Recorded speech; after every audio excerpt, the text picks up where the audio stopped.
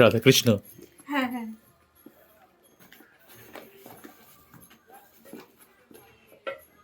আমি অন্য জায়গা থেকে করিয়েছিলাম, বাট ভালো হয়নি।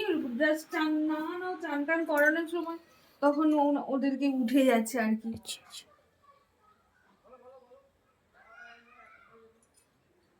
আপনি কোথা থেকে এসেছেন দিদি? আমি কলকাতা গড়িয়া। আচ্ছা, বেশ। কেমন হবে ওনাদের অঙ্গরাগ? আপনার মনের মতো, আমার একটু পছন্দ মানে আপনার মনের মতো করে সাজিয়ে দিই, যাতে আমার বাড়িতে যারা আসবে, আমার ভগবানের দর্শন যারা করবে, যারা মোহিত হয়ে যায়, এটাই আমার মানে কথা। ছবি ওনার হাতে, দেখা যাক কি হয়। আমি তো ওই জন্য উপলক্ষ তো আমি মাত্র। আপনার কাছে এসেছি, যেহেতু দেখে পেজ, ফেসবুক পেজ থেকে আপনার নাম্বারটা পেয়ে আমি হ্যাঁ, আপনার সাথে কন্ট্যাক্ট করেছি। দেখবে ভগবান যখন আপনাকে পাঠিয়েছে বা আপনার সঙ্গে যোগাযোগ করেছে, নিশ্চয়ই একটা কিছু সূত্র আছে। তাই তো। ভগবান কিন্তু এহুতু করে কাউকে কারোর সঙ্গে যোগাযোগ করায় না, একদম নিশ্চয়ই কিছু করানোর আছে। ঠিক ঠিক। আজকে এত দূর থেকে তুমি এখানে চলে এসেছো, নিশ্চয়ই ভগবান চেয়েছেন একদম চেয়েছে।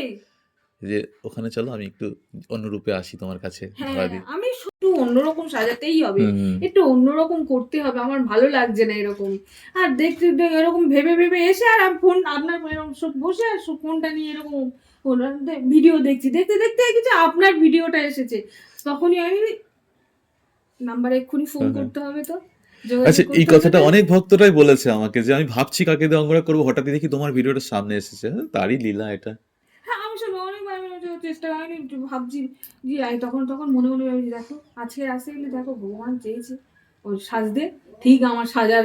আমি তো যদি যখনই ফোন করেছি তখনই ভাবছি যে আমার মনে মনে করেছি যে ভগবানকে একটু ভালো করে সাজাতে হবে, তখনই ভগবান আমার একটা জোগাড়ও করে দিল, যাই এখান থেকে সাজিয়ে গুজিয়ে নিয়ে আয়, ও ভালো পারবে। ওই যে হাতটা ধরে থাকে তো গিরিধারী, তিনি সাজাবেন, আমি তো উপলক্ষ মাত্র। তো মানে তখন সত্যি আমি মনে মনে খুব খুশি হয়েছিলাম যে আমি এতদিনের সফল হয়েছি, যে আমি অনেক ফেসবুকে অনেক ঘাটি হুম। কিন্তু অঙ্গরাগ করানোর যে খুঁজি, পেজগুলো খুঁজি যে কোথায় ভালো অঙ্গরাগ করায় বা কিছু দেখি, তো তারপর হঠাৎ করে এলেন, তো আমাদের বাড়ির বনগা এখান থেকে এইটুকুনি, বেশি দূর লাগবে না, জাস্ট ঠিক আছে চলো, নাম্বারটা তো পেয়ে গেছি, ভগবানের আশীর্বাদ হ্যাঁ হ্যাঁ। যখন হয়ে গেছে, সে যে যখন আসবে চলো, কোনো আর চিন্তা নেই। সবকিছু তো একদম বাড়ির কাছে সবকিছু থাকে না, হ্যাঁ হ্যাঁ একটু তো কষ্ট করতেই হবে। হ্যাঁ, না আমরা বাড়ির কাছে আছে, ওই করিয়েছি।